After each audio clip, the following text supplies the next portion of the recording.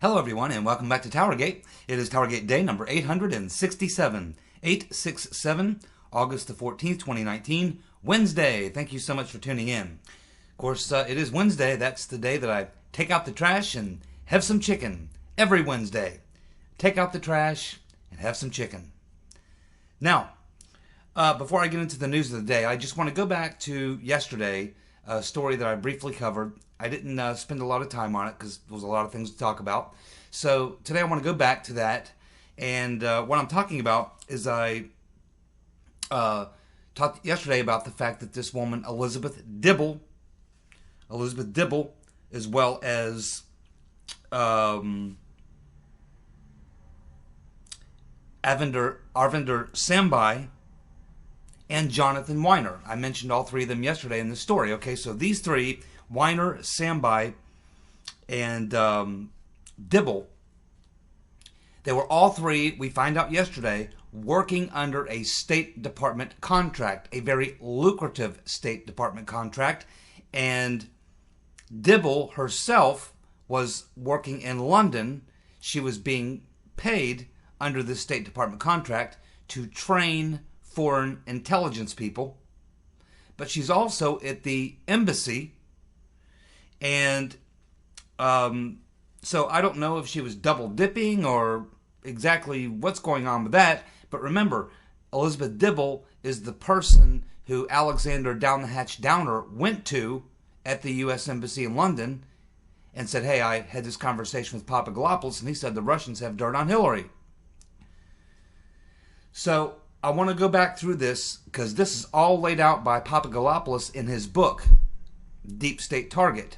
He's also been on various radio and TV interviews. He's laid out all the scenarios that went down and essentially gave us all the names months ago. We've had these names, but these are kind of new.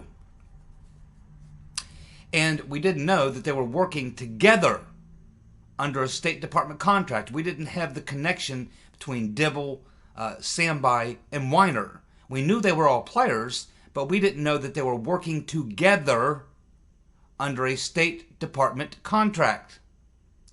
So now that we know that, I want to go back and kind of retrace the path that Papadopoulos was led down, where it started and where it ended. Now, keeping in mind that Dibble, Elizabeth Dibble, Arvinder Sambai, and Jonathan Weiner were all working together, they were working for the State Department, and they were contracted by the State Department. So they weren't just like working as State Department employees. They were working under a State Department contract. They were working as contractors. Now, why Elizabeth Dibble was working as a contractor while she actually was an official at the U.S. Embassy in London remains, it's a question that needs to be answered or explored. I don't really understand that. How, I guess that's double dipping. I imagine you could do that. But it seems that the State Department is paying her for her position in London. Why would they pay her on a separate contract? So that's a little bit murky. But this is what was being reported yesterday. So let's go ahead and walk through this fairly briefly. This is like maybe a 10-minute walkthrough. This is what is exactly in Papadopoulos' book, and it's now being backed up by these facts. And now that we have this additional information, it drastically changes the way this thing looks. So I just want to go through this in sort of an order of how things happened and plug in these people who Papadopoulos came in contact with during that time in London. And I think you'll see when you get to the end that this was the classic frame-up. The classic frame-up. And again, another perfect example how they laundered information. Laundered information. So, let's go back to the very beginning. Stefan Halper invites Papadopoulos over to London to write a research paper where he's offered $3,000, all travel expenses, and blah, blah, blah, blah, blah. So it's Halper inviting Papadopoulos. And we already know that Halper is a spy. The next thing that happens is this Arvinder Sambai tells Papadopoulos to go to Rome so that he can meet this very important person who's going to help with his high-level foreign contacts. Now remember what's happening here. Papadopoulos has now been gone over to the Trump campaign. He's told them at the London Center he's going to be leaving, and they go, whoa, you can't leave right now. You can't leave right now. One last thing you got to do before you go join the Trump campaign. You've got to go to Rome. You got to go there. You got to go to Italy. There's a very important person you got to meet who can really help you as you're working for the president to introduce you to some high-level people. This guy can really connect you. So you got to go to Italy. You got to go to Rome. You got to meet this guy. That was Evander Sambai who told Papadopoulos that. So he goes to Italy, to Rome, where he is introduced to Joseph Mifsud by Vincenzo Scotti, the former Italian PM and a guy connected to a lot of intelligence, and one of the owners of Link Campus. So Scotti introduces Papadopoulos to Mifsud. Now, they have their greeting, or whatever, their meeting and their greeting, and then Papadopoulos goes back to London, where Mifsud contacts him and says, hey, I'm coming to London, and we should get together. So that's what happens. Mifsud comes over to London, and he tells Papadopoulos, hey, I just got back from Russia, and man, I just heard that the Russians have some dirt on Hillary in the form of some emails, and could be very compromising. Okay, so at this point, Papadopoulos has now had the information dumped on him by Mifsud, who is a spy. And keep in mind, we now know that Evander Sambai was a spy. So where we are now, Halper has brought over Papadopoulos, lured him over to London, and Halper is a spy. Sambai has told Papadopoulos to go to meet Mifsud, and remember, Sambai, we now know, is a spy. Tells Papadopoulos to go to Italy to meet this very important person. Turns out to be Mifsud, and he is now, we know, a spy. Then Papadopoulos goes back to London. Mifsud comes to London, has dinner, drops this information on Papadopoulos, and then what happens next? Halper, the spy, gets back together with Papadopoulos at dinner, tries to get Papadopoulos to admit that he would be interested in getting these Russian emails, or that he knows something about these emails, and of course Papadopoulos clams up. In which case, Halper gets very angry, gets up from the table, and leaves behind his assistant, Azra Turk, who we now know is some kind of a spy. She tries to seduce Papadopoulos, but he doesn't take the bait. So what happens next?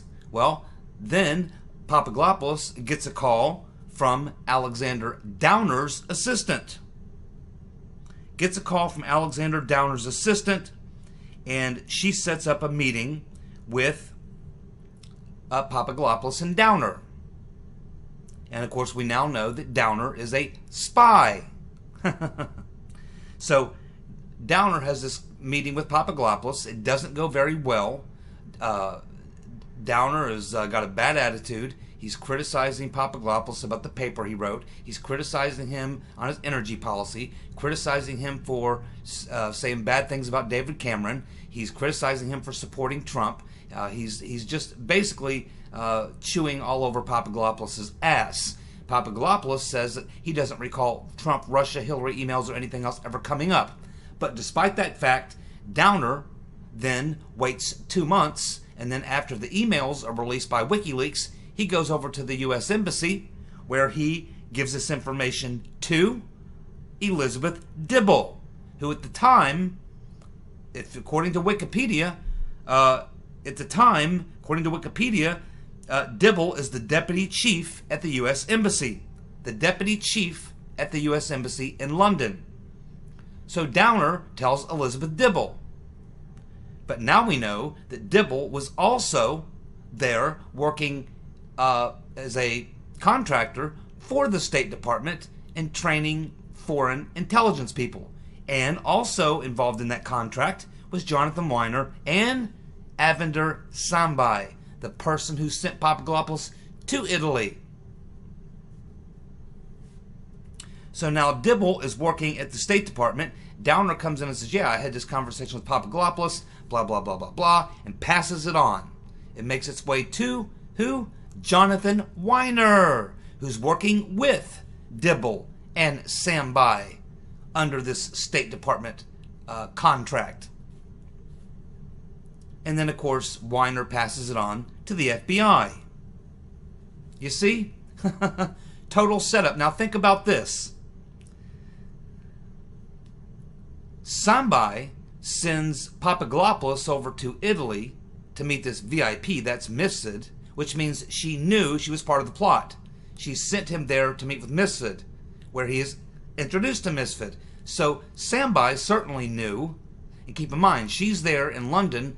She's supposed to be training foreign intelligence people. As it turns out, that was a cover. She was actually there to help set up Papadopoulos. Now, she knew exactly who Papadopoulos was going to be introduced to, and she knew what he was going to be told. But we go through this whole dog and pony show because, keep in mind, Sambai is working under the same contract as Dibble and Weiner. So it starts with Sambai sending Papadopoulos to Rome, and it ends with Downer telling Dibble what Papadopoulos allegedly told him, which she then passes on to Jonathan Weiner.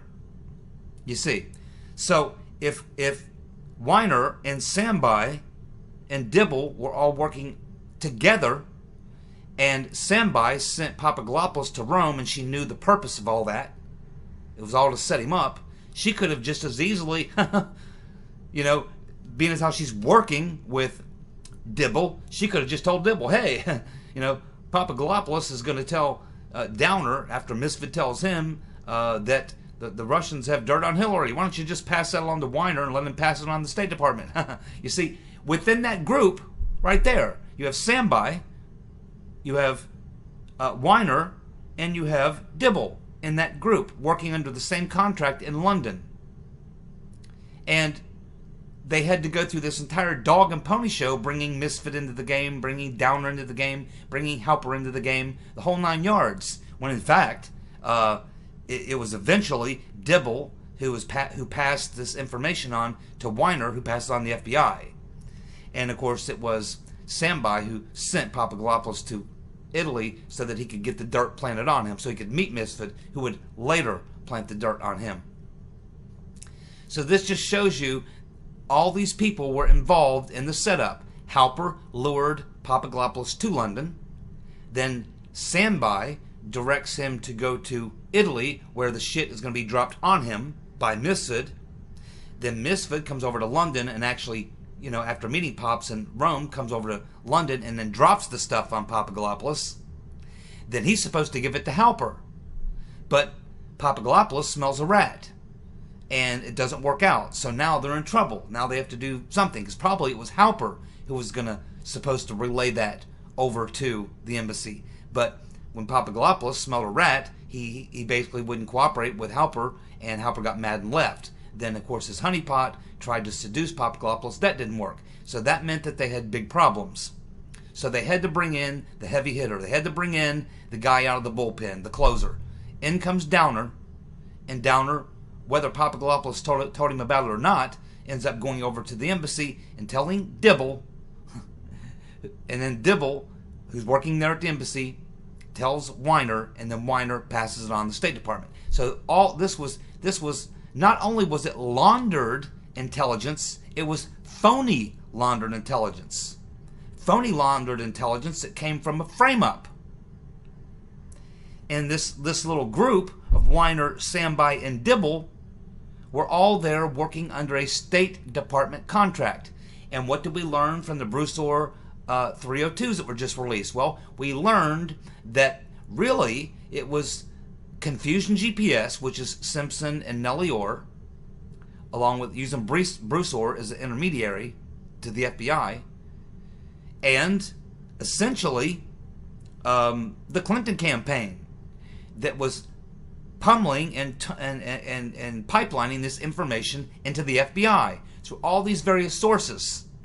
But the kernel, I mean the root of all this, is with Clinton and her attorney, Mr. Sussman, who brought in Confusion GPS. That's where that's where the nucleus of all this is, right there. And they used Hillary's old stomping grounds, the State Department, to move the information into the FBI, to launder the intelligence into the FBI. And when you look at every one of these people, we now find out that Stefan Halper, as of yesterday, we learned that Stefan Halper was a classmate of Bill Clinton, and that he actually did some work for the Clinton administration. Of course, we know that Jonathan Weiner worked for Hillary in the State Department. We know that Elizabeth Dibble worked for Hillary in the State Department. We know that Downer is a friend and supporter of the Clintons and associated with the Clinton Foundation. We know that Misfit claims to be a member of the Clinton Foundation, is a big fan of Hillary, and we're told that he had dinner with her on at least one occasion. He knows her from seeing her at the UN. And of course, he was associated with this group that was being contracted by the State Department to do various types of diplomatic stuff.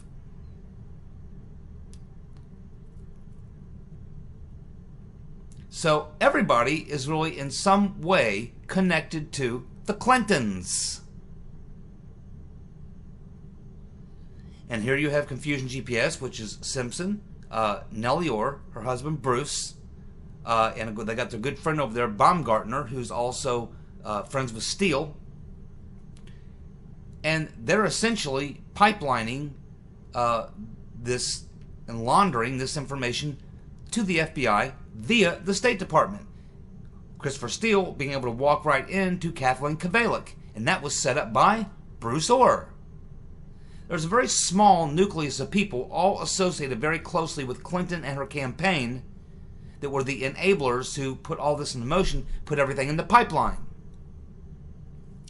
And eventually, Durham, if he hasn't figured it out already, is going to figure out who was the person who was really the mastermind behind this plot.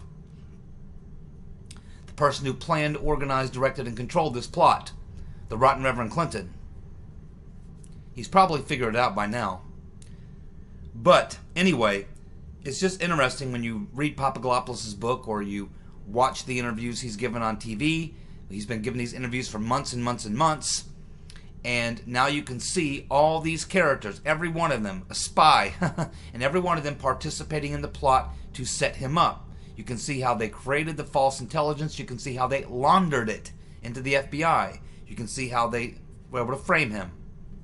This is very evident, and he is supposed to testify publicly in front of Lindsey Graham's committee if that ever happens. So I just find all this very interesting. And you actually have to kind of go through it all to see how this whole frame-up worked, and the fact that all these people were working together. That means that, well, we know now that Weiner, Sambe, and Dibble were working together, being paid by a State Department contract, and they were all working together over there in London. And of course, they had to be in cahoots with Halper and Misfit and Downer, because they were, involved in the setup that Sambe set in motion and Dibble and Weiner completed. And it was Misfit, Halper, and Downer that were the middlemen, the guys who actually manipulated Papadopoulos. So there it is very, very clear to see, and it's exactly what Papadopoulos lays out in his book. And now we have the supporting evidence to pretty much prove it. Not that we needed any more evidence. I think it's pretty evident, but there you go.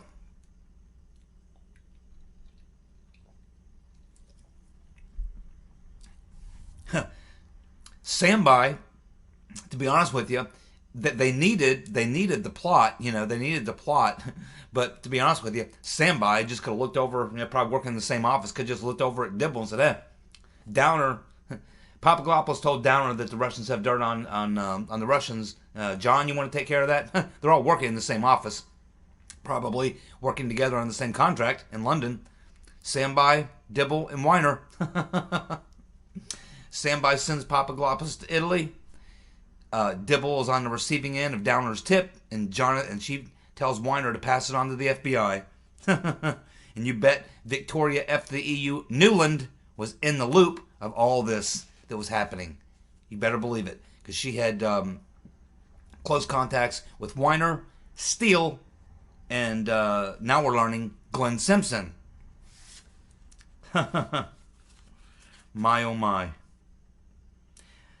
Well, President Trump was asked by reporters if the Clintons were involved in if he thinks that the Clintons were involved in the Epstein's death.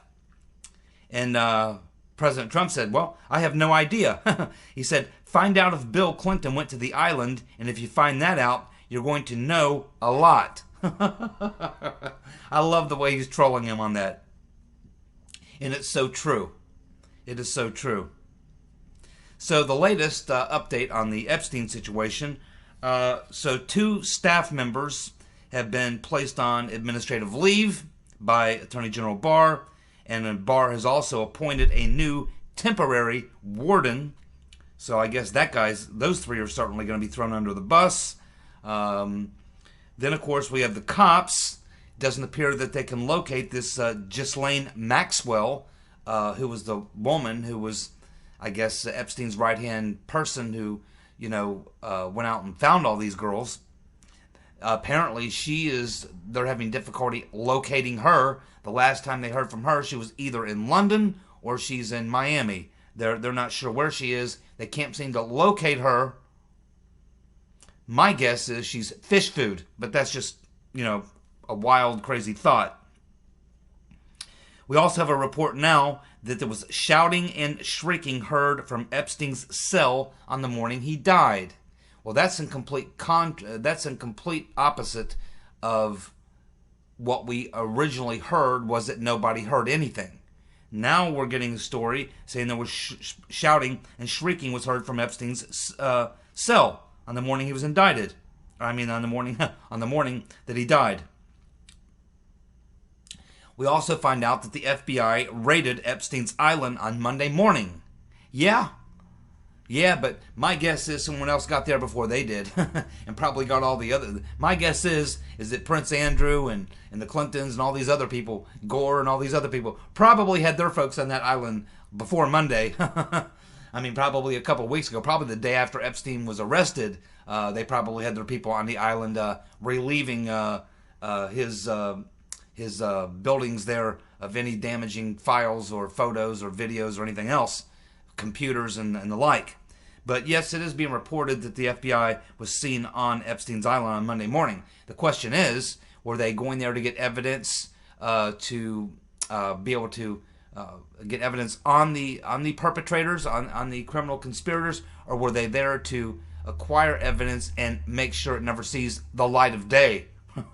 With this FBI, you never know. It's the Federal Bureau of Insubordination, the Federal Bureau of I'm With Her, the Federal Bureau of Incompetence and Corruption. So I don't know if they were there to get documents to assist Attorney General Barr in prosecuting the criminals, or if they were there to get the information and throw it in the ocean. Who knows?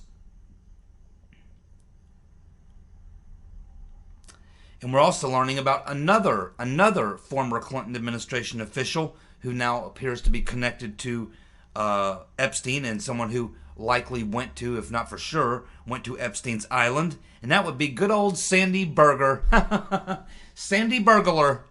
Remember him, you guys? Sandy Burglar? Had to plead guilty and do community service and pay a big fine for sneaking documents out that would have incriminated Slick Willie and his criminality involved in 9/11. And he actually got caught putting documents in his pants, trying to sneak those documents out of the archives to cover for Slick Willie. Everybody's out to cover for Slick Willie and the Rotten Reverend. But he got caught. the burglar, Sandy Burglar. So now Sandy Burglar is the latest Clinton administration official to be tied to Epstein. That means right along with, as a result of this witness testimony from the case 10 years ago, which implicates Al Gore. That's right, Al Gore. Al Gore. So Al Gore, Larry Summers, his name's been dropped. Clinton himself, Sandy Burglar. I wonder if the entire Clinton cabinet, and I've also heard that the Right Reverend Clinton had been to Epstein Island, which wouldn't surprise me at all. I know she likes girls. I don't know if she likes the mature type or the young type, but she obviously likes younger girls because I'm pretty sure Huma was her most recent girlfriend. But yeah, well, I guess we'll find out more as maybe as Barr digs into this thing, and we'll find out whose names pop up. I imagine acquiring some evidence if there's anything left after. You think Prince? What's his name? Philip or Andrew or whatever his name is.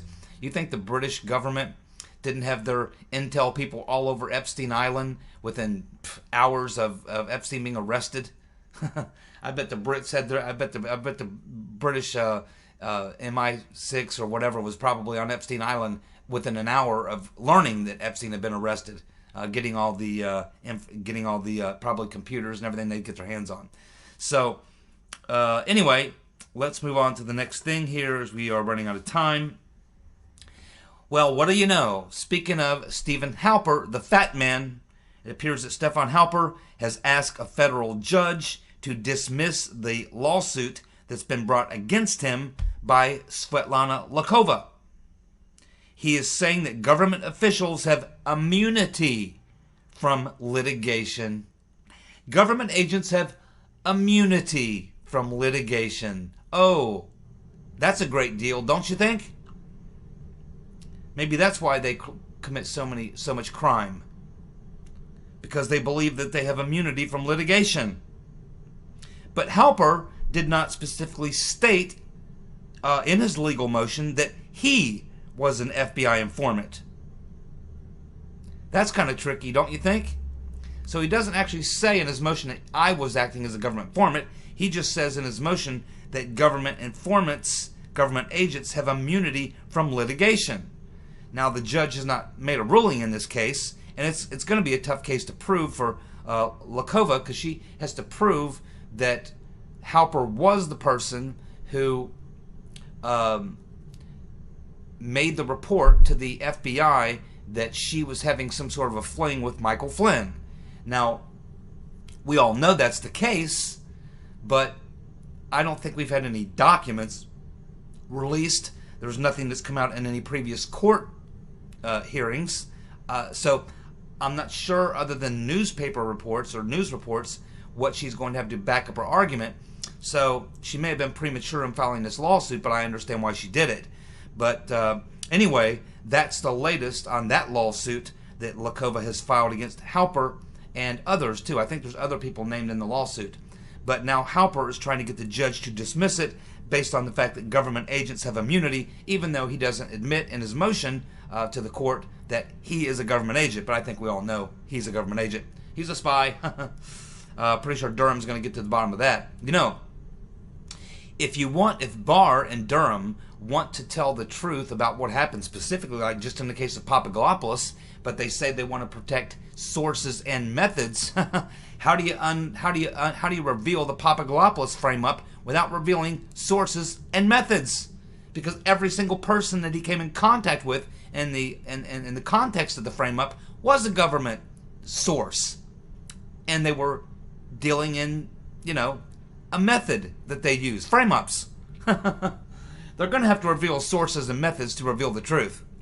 The issue is, was it a legitimate investigation? Was it legitimate government business? Was it legitimate intelligence? Was it legitimate spying? And that's the difference. It was not. It was illicit, it was illegal, and it wasn't the type of business they should have been involved in. And therefore, there's no need to protect these people because they were acting illegally, which means they're criminals.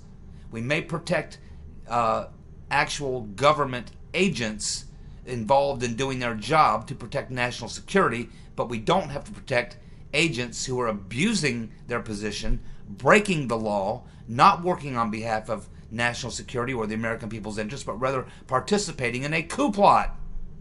There's a big difference, and I hope that Barr and Durham will see that. The polls in New Hampshire show that Biden is slipping. Of course, I've been saying forever, Biden entered the race. Well, the week before he entered the race, he was sitting about 38. He enters the race, he's sitting about 35. He's slowly been dropping week by week by week by week. Biden is dropping. He's now down to like 21. And that's if you believe the polls. And I really don't believe the polls. I really don't. And, you know, it's still... The first primary isn't even till February. You think Biden can make it that long? I don't. I don't think he can make it that long. He's losing too many points every week. He's never going to go back up. He's only going one direction. That's down. And his support, if you look at the polls, you look at the questions that people are asking, you look at the second choice, third choice questions, the Biden support is soft support. It's not hard support. Biden does not have a hardcore base of people who will come out and support him. It's very soft support because they're looking at it and going, man, everyone on that stage is way, way too far to the left. The only remotely centrist or halfway sane person there is Biden. And he's losing his mind, but at least, you know, he's trying to be a sort of moderate or centrist, at least compared to the rest of the left-wing nuts. Obviously, I don't consider him a centrist. He's very liberal as far as I'm concerned. But compared to, you know, a Bernie or something. And I think that this is becoming very obvious. His support is soft, and that's why I keep saying that he is not going to be able to make it. I mean, it's still a long way out from even the first primary. Where do you think he'll be sitting when the first primary comes around? Now, obviously, some people have dropped out. But when you look at where the real support and energy is, who are the number 2 and number 3? Bernie and Warren. And if you total their numbers together, you end up somewhere around 34-35%. So that would mean that left wing and all the other ones who've got a few points here and there, when you look at it, the centrist in the Democratic Party, which is Biden, accounts for about 21%, and everything else is way to the left. Bernie and Warren, that's likely your ticket. If the rotten Reverend Clinton does not throw her hat in the ring. And I believe she's working on that now, putting the plot together now. And I do believe probably as soon as August is over and summer's over and Labor Day comes, as soon as Labor Day is over, I think Hillary was kind of hoping that Biden would have taken himself out by now.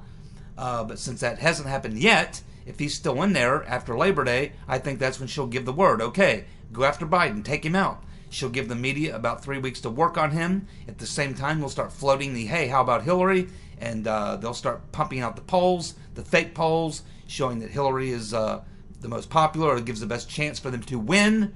And once they see a poll saying Hillary gives us the best chance to win, she jumps in, I think somewhere probably in October, November. But if she does not, let me tell you folks, as I said a long time ago, I said if it's not Hillary, it very likely is going to be Bernie. It's likely going to be Bernie. And why is that? Well, here you go. What's the very first primary? It is actually a caucus in Iowa. And who wins caucuses? The people with the most hardcore ground support. Who has the most hardcore ground support in the Democratic Party? Bernie. It's built in. Then they go to New Hampshire. Well, Bernie's probably going to win New Hampshire. Then you go where? Nevada. Also a caucus state. So if you look at the first 3 states, they all favor Bernie. They surely do. Thank you so much for tuning in. I'll be back tomorrow with more TowerGate. See you guys. Bye.